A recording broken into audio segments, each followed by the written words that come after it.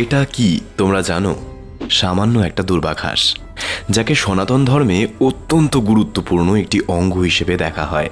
বিয়ে হোক, পুজো হোক বা যে কোনো শুভ কর্ম, এই দুর্বা থাকতেই হবে। কিন্তু কেন? নিশ্চয়ই কোনো কুসংস্কার। তাহলে জানা যাক সেই অন্ধবিশ্বাস সম্পর্কে।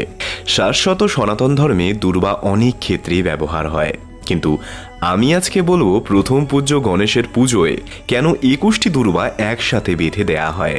পৌরাণিক কাহিনী অনুযায়ী অনলাসুর নামক এক রাক্ষসকে গিলে খাওয়ার পর গণেশের পেটে প্রচণ্ড দাহ বা জ্বালা শুরু হয়। তখন ঋষিমুনিরা তাকে দুর্বা ঘাস খেতে দেন। দুর্বার ঠান্ডা গুণাগুণের কারণে তার পেটের জ্বালা শান্ত হয়। তাই গণেশজিকে 21টি দুর্বার আঁটি অর্পণ করা শুভ বলে মনে করা হয়। কিন্তু 21টি কেন? এই প্রশ্ন একবার মুশিকরাজ মানে গণেশের ইঁদুরও করেছিল। এর উত্তরে বেদব্যাস বলেছিলেন, এই যে দুর্বার 3টে পাতা, এই 3টে হলো ত্রিগুণের প্রতীক, অর্থাৎ সত্য, রজ ও তম।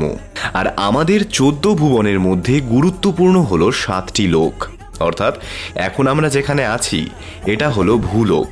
নিচের দিকের 7টি লোক পাতাল পর্যন্ত যায়, আর ওপরের দিকে উঠলে ভুবলোক, স্বরলোক, মহরলোক, জনলোক, তপলোক ও সত্যলোক পর্যন্ত আমাদের চেতনা প্রত্যেকটি স্তরে এই 3টি গুণকেই বহন করে নিয়ে চলে। আবার সাধনায় এই 7টি লোক হলো আমাদের শরীরের চক্র। তাই এইভাবেই 3 দিয়ে 7কে গুণ করলে 21, যা গানপত্য ধারায় এক এক করে চক্রভেদ করে সহস্রারে পরব্রহ্ম গণেশকেই প্রাপ্ত হওয়ার মাধ্যম। এবার প্রশ্ন উঠতেই পারে, একটা সাধারণ দুর্বাঘাস খেয়ে গণেশের পেট ব্যথা কমে গেল? সে তো দেবতা, তার আবার কিসের ব্যথা? একদম ঠিক, দেবতাদের কাজ হলো লোকশিক্ষা দেয়া। কারণ এই দুর্বার রয়েছে মহৎ ভেষজ গুণাগুণ। যেমন দুর্বার রসে থাকা ফ্ল্যাভোনয়েডস রক্ত দ্রুত জমাট বাঁধতে সাহায্য করে এবং ক্ষতে ইনফেকশন হতে দেয় না। এদিকে ডায়াবেটিস নিয়ন্ত্রণেও দুর্বার রস রক্তে গ্লুকোজ কমাতে সাহায্য করে এবং ইনসুলিন ক্ষরণ স্বাভাবিক রাখতেও সহায়ক।